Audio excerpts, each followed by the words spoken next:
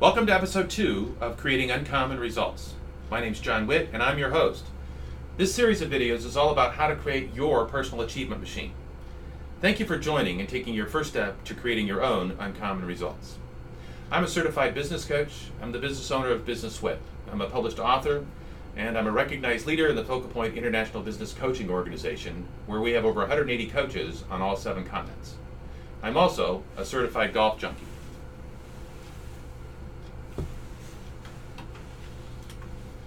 In this video series, I relate my journey last year, where I had some amazingly uncommon results on the golf course. We'll walk through golf as a metaphor for your business, and golf as a learning tool for your business success. Last year I had 2 hole-in-ones and my all-time lowest score. It's the first time I ever broke par. Last week, we left off with a promise to discuss intention and focus. I set out last year with an emphasis on learning, thinking, planning, and practice for my golf game. Why? Well, change is hard and change takes time. Most people want change, but they're not really ready. I was ready.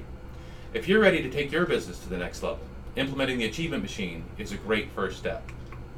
Even with the tiniest 0.1% increase, the compounding effect yields a 3 times, 6 times, or even 10 times return on investment.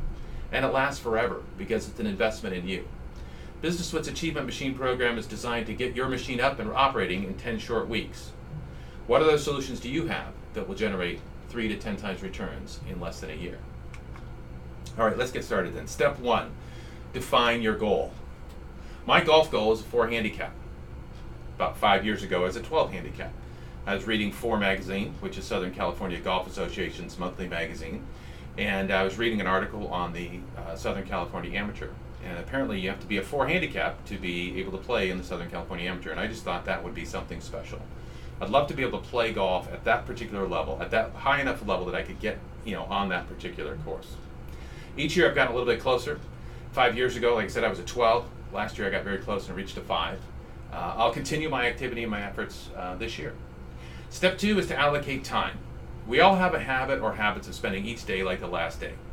Last year, I invested and allocated specific time to be focused with my good friend and golf instructor, Frank Larkin. We set about with great intention and focus to learn, practice, and think more effectively. The results, hole number 9, August 24, 2014, my first hole-in-one. It's 132 yards. It's carryover water, pins up front. I've got an 8-iron in my hands. Do all the things that we practice. Put a good swing on the ball. I hit it. It's headed straight for the hole. I'm telling it to get over the water because I talk to my ball a lot.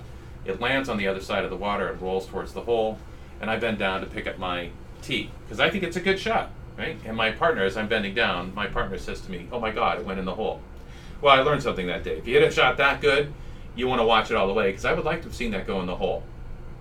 The reality, though, is that I wasn't focused on getting a hole-in-one. I was really focused on doing, all of the little parts and pieces that allowed me to hit as good a shot as I possibly could.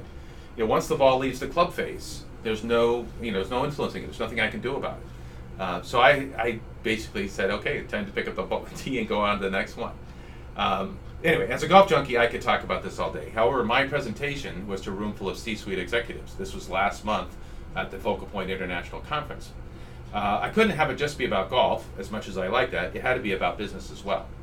So parallel paths is the term I use to capture the similarities between golf and business. The similarities are striking. On the left side, 6-hole at Pumpkin Ridge. On the right side, Harvard Dental Society 100th annual installation of officers that I spoke at in December of 2014. The parallels I draw are as follows. Wins. Both golf and business there has to be things that we like, things that we enjoy, things that we accomplish on a frequent basis. Well, in addition, there's quite a bit of adversity on both sides, right? We have to have goals, because without goals, we're lost. And we need metrics that allow us to keep track of the path and keep track of our success. What gets measured gets improved. Really big, really important, proven philosophy. Training, we have to continue to improve our skills.